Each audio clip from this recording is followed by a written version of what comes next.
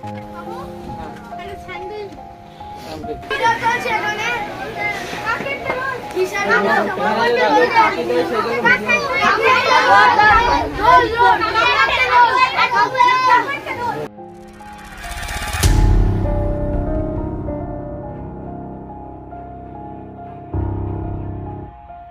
আলাইকুম বন্ধুরা, সবাই কেমন আছেন? আশা করি সবাই ভালো আছেন ইনশাআল্লাহ। আমরাও ভালো আছি, কিন্তু বেকার যেসব ভাইরা আছেন তারা মোটেও ভালো নেই। না থাকাটাই স্বাভাবিক, কারণ বেকার একটা অভিশপ্ত দিক। এই জীবন থেকে বেরিয়ে আসার জন্য আমরা একটা সুন্দর বিজনেস আইডিয়া নিয়ে এসেছি। আইডিয়াটা সবার খুবই পরিচিত একটা বিজনেসটি হচ্ছে ক্যান্টিন বিজনেস। ক্যান্টিন এমন একটি শব্দ যেটা সবাই স্টুডেন্ট জীবনে সবাই শুনেছে। প্রত্যেকটা স্কুল কলেজ, প্রত্যেকটা বলো কম বেশি সব জায়গায় ক্যান্টিন থাকে। কলেজ হোক, স্কুল হোক, মাদ্রাসা হোক, সকল শিক্ষা প্রতিষ্ঠানে থাকে। এই ক্যান্টিন বিজনেস এমন একটা বিজনেস যে একজন স্টুডেন্ট খুব সহজেই অল্প টাইমের ভিতরে একটি ভালো আয় সুবিধা নিতে পারে। ক্যান্টিন কিভাবে শুরু করবেন, কিভাবে এর ভিতরে ইনভলভ হবেন, আজকে সেই বিষয়ে আমরা আপনাদের সামনে বলবো।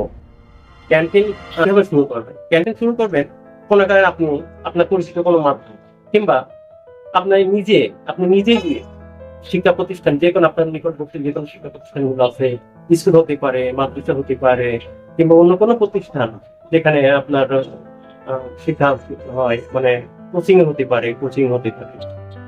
আপনি নিজে গিয়ে শিক্ষা প্রতিষ্ঠানের প্রধান কিংবা কমিটি, স্কুল কমিটি কিংবা মাদ্রাসা কমিটি, ওনাদের সাথে আপনি আলোচনা করছেন, স্যার একটা ক্যান্টিন আমার একটা আয়ের উৎস। শিক্ষা প্রতিষ্ঠানে কিন্তু একটা ক্যান্টিন খুবই জরুরি, কারণ বাচ্চারা যখন ঢুকে তখন তাদের যে কোনো সময় একটা খাতা কলম প্রয়োজন হয়, এজন্যই কিংবা খাবারের প্রয়োজন হয়, যে কোনো জিনিসের বাচ্চার প্রয়োজন হতে পারে। এই স্কুল থেকে বেরিয়ে যে একটা জিনিস কেনা, দেখা যায় একদিন হতে পারে। এই জন্য স্কুল প্রতিষ্ঠানের ভিতরে একটা ক্যান্টিন খুবই দরকার। ওখানে স্কুল প্রতিষ্ঠান আপনার ক্যান্টিন রাখা জরুরি, এটা আমি ব্যক্তিগতভাবে মনে করি। তো আপনি নিজে গিয়ে স্কুলের ভিতরে স্কুল শিক্ষা প্রতিষ্ঠানে যদি বুঝাতে পারেন, তাহলে আপনার দেখা যাচ্ছে যে ওনার ভালো মনে করে যে না, স্কুলে ক্যান্টিন দরকার। সেক্ষেত্রে আপনার সুযোগ করে যায়, আপনি ক্যান্টিন চালাতে। ক্যান্টিন যদি আল্লাহ প্রতিতে আপনি ক্যান্টিন পেয়ে যান, ক্যান্টিন কিভাবে পরিচালনা করবেন, ক্যান্টিন কিভাবে আপনি শুরু করবেন? মনে করেন আপনি ক্যান্টিন পেয়ে গেলেন, ক্যান্টিন পেয়ে যাওয়ার পরে আপনি ক্যান্টিনে আপনার কি কি প্রয়োজন আছে, ক্যান্টিনে হতে পারে একটা ক্যান্টিন স্কুল কেন্দ্রিক। সেখানে স্টুডেন্ট বাচ্চা ছোট থেকে শুরু করে ক্লাস 10, কলেজ হলে সেখানে একাদশ শ্রেণী, দ্বাদশ শ্রেণী, অধিকাংশ স্টুডেন্ট ক্যান্টিন থেকে তাদের প্রয়োজনীয় জিনিস নেয়। খাতা কলম, পেন্সিল, তাদেরকে খাদ্য আইটেম যেরকম কেক, আপনার স্যান্ডউইচ, বার্গার, চিপস, বিস্কিট, আপনার পানি জাতীয়, তারপর আইসক্রিম, এগুলো আপনি করতে পারেন। এখন মনে করেন আমি ক্যান্টিন পাইছেন, আপনার কাছে টাকা নাই, আমি তাহলে ক্যান্টিনে কিভাবে মাল কিনবো? আপনি দেখা যাচ্ছে টাকা নাই, দেখা যাচ্ছে আপনি ম্যানেজ করে 5,000 টাকা ম্যানেজ করতে পারেন।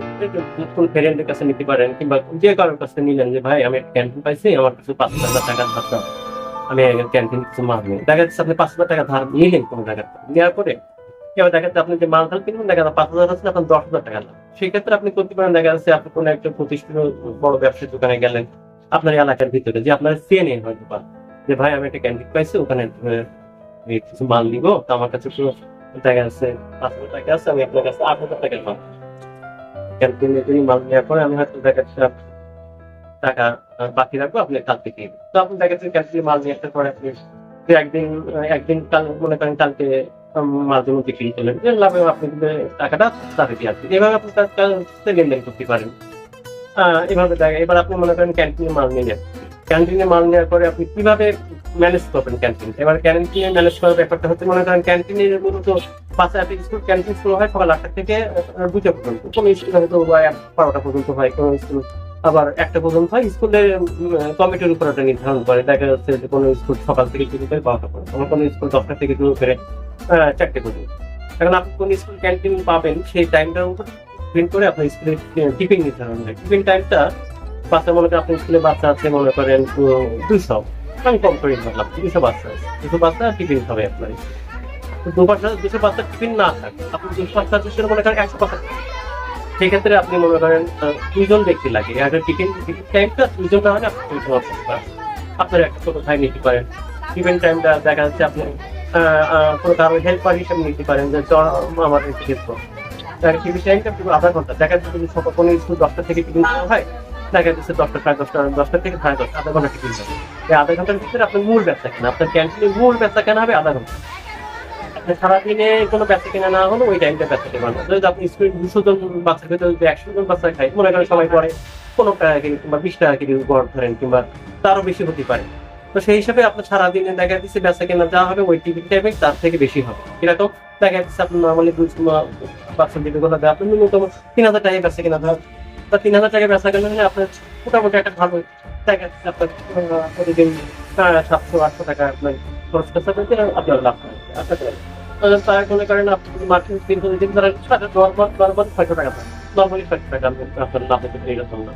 নর্মালি 600 টাকা হলে আপনার স্কুল এখন মনে করেন শুক্রবার বাদে যদি মনে করেন আর বাকি 1 মাসে 30 দিন থেকে শুক্রবার বাদ দিয়ে 4 শুক্রবার, তাহলে থাকে 26টা। তার ভিতরে মনে করেন বিভিন্ন ছুটি মনে করেন 2-3 দিন বাদ দিলাম, তাহলে 22 দিন। 22 দিনে যদি আপনি 600 টাকা ধরেন, তাহলে আপনার হচ্ছে সব মিলিয়ে আপনার লাভের পরিমাণ আছে 12 থেকে 13,000 টাকা। তো আপনি মনে করেন মানে কোনো পরিশ্রম নাই, এতে কোনো পরিশ্রম নেই, জাস্ট আপনার আধা ঘন্টা থেকে 1 ঘন্টা পরিশ্রম হবে। এই 1 ঘন্টা পরিশ্রম করে আপনি স্কুল জীবনে 13,000 টাকা ইনকাম করবেন, তাহলে আমার মনে হয় আপনার জন্য অনেক বেশি ভালো। আসলে এই জিনিসটা আমার করা সম্ভব, আপনার নাগালের ভিতরে আছে, আপনার যোগাযোগ ভালো আছে, আপনার পরিচিত ব্যক্তি আছে, আপনি পারবেন, তাহলে আপনি এটা চেষ্টা করতে পারেন যে না জানেন আমি পারবো। তো আপনি এটাই চেষ্টা করতে পারেন। আর আমি বিশেষভাবে বাংলাদেশ সকল শিক্ষা প্রতিষ্ঠানের কাছে আমার ব্যক্তিগতভাবে আমি অনুরোধ করবো যে আমার মনে হয় প্রত্যেকটা শিক্ষা প্রতিষ্ঠানে ক্যান্টিন থাকা খুবই জরুরি। কেননা ক্যান্টিন থাকলে স্কুলেরই অনেক সুবিধা, বাচ্চাদের স্কুলে ঢোকার পরে বেরোতে পারে না, যদিও বেরোয় তার কোনো একটা জিনিস প্রয়োজনের বাইরে যাওয়ার পরে কোনো একটা অ্যাক্সিডেন্ট হয়, সেটা কর্তৃপক্ষেরই বেশি সমস্যা হয়। তো আপনি স্কুলের ভিতরে একটা ক্যান্টিন রাখেন, দেখা যাচ্ছে ক্যান্টিন থেকে তাদের প্রয়োজনীয় জিনিস স্কুল থেকে খাতা নেই, অনেক খাতা কেনার প্রয়োজন হয়, কলম কেনার প্রয়োজন হয়, অনেক সময় দেখে ক্ষুধা লাগছে দেখা হবে, তো সেটা ক্যান্টিন স্কুলের মধ্যে থাকলে ভালো। আর বাংলাদেশে প্রত্যেকটা স্কুলে যদি মনে করেন যে একটা ক্যান্টিন থাকে, আমার মনে হয় প্রত্যেকটা স্কুলে ক্যান্টিন থাকা মানে কয়েক লক্ষ ক্যান্টিন। কয়েক লক্ষ ক্যান্টিন যদি বাংলাদেশে একজন করে স্টুডেন্ট যদি ইনভলভ থাকে, তো কয়েক বেকার আমার মনে হয় যেন একটা আর্থিক দিক থেকে স্বাবলম্বী হওয়ার একটা মাধ্যম বলে আমি মনে করি। তো কর্তৃপক্ষের কাছে আমার বিশেষ অনুরোধ যে আপনারা যদি প্রত্যেকটা স্কুলে একটা করে ক্যান্টিন, স্কুল হোক কিংবা কলেজ যে কোনো বেসরকারি প্রতিষ্ঠানে যদি একটা করে ক্যান্টিনের ব্যবস্থা করেন, তার মনে হয় কিছু বেকার কর্মসংস্থানের সুযোগ হবে। সর্বশেষ আমাদের এই বিজনেস আইডিয়া যদি আপনাদের ভালো লাগে, যদি আপনাদের কিছুটা উপকার হয়, তবে আমাদের চ্যানেলটা সাবস্ক্রাইব করবেন। ইনশাল্লাহ পরবর্তীতে আর একটা নতুন বিজনেস নিয়ে আমি আপনাদের সামনে হাজির হবো। এই বলে আজকের মতন এখানেই শেষ করছি। সবাই ভালো থাকেন, আল্লাহ হাফেজ।